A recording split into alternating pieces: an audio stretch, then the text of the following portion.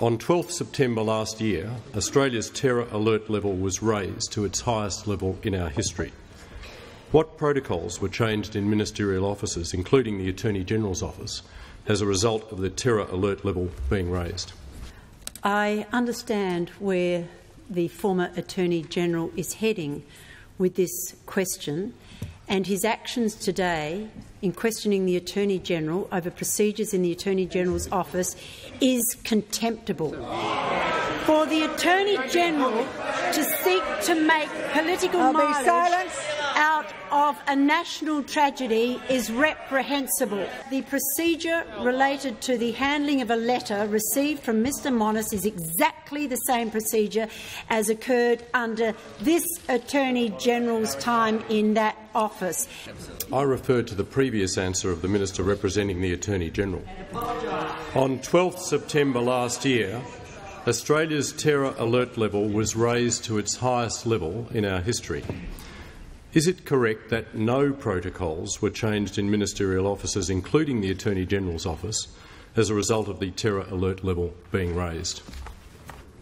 This line of questioning from this former Attorney-General is loathsome because he is seeking to make political capital out of a national tragedy, and we've seen it in Senate estimates, and we know what Labor is seeking to do here, and I find it utterly deplorable.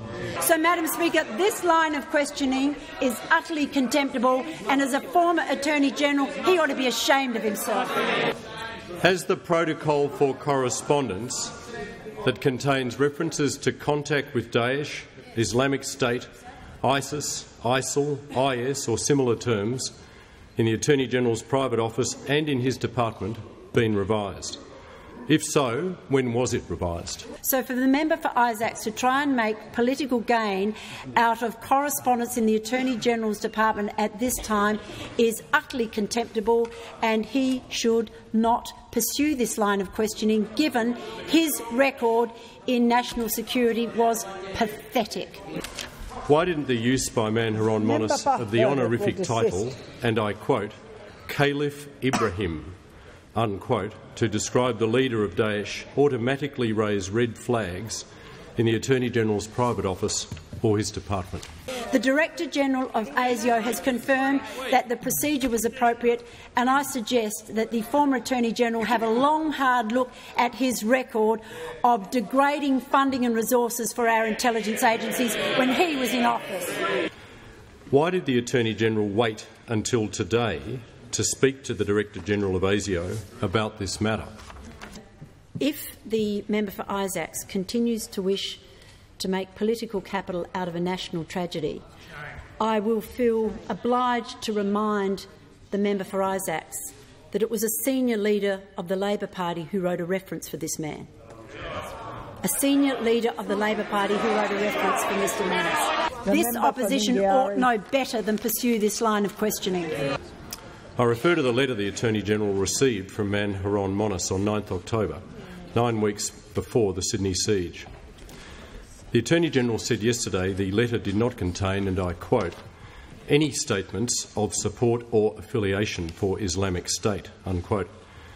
How can this statement by the Attorney-General be justified, given Monis requested information about contacting the person he referred to as, and I quote, Caliph Ibrahim, the leader of the Islamic State? I am advised that all proper protocols were adopted and proper practices were followed in this case. Does the Minister agree with the Attorney-General that a letter received from a convicted felon known to security agencies and on bail for violent criminal offences requesting advice about contacting the head of what the Prime Minister describes as the death cult within a month of the threat level being raised to its highest level in Australia's history can be classified as routine correspondence? Madam Speaker, I note the member for Isaacs is concerned with the use of a particular title in this letter. Well, it's quite evident that titles can be quite misleading. The member for Isaacs is referred to as the Honourable. In the light of the answers given today, is it the government's position that the nation's chief law officer was contacted by a known felon who gave notice to the Attorney-General that he would like to contact the leader of a terrorist organisation, and the Attorney-General was right to do nothing, absolutely nothing, about it.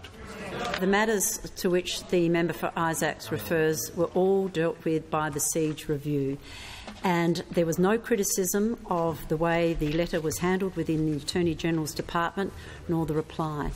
The Director-General of ASIO has now examined the matter and there is no cause for criticism. I question what point the member for Isaacs is trying to make. Does he really believe that this is assisting the families of those who were killed in that attack?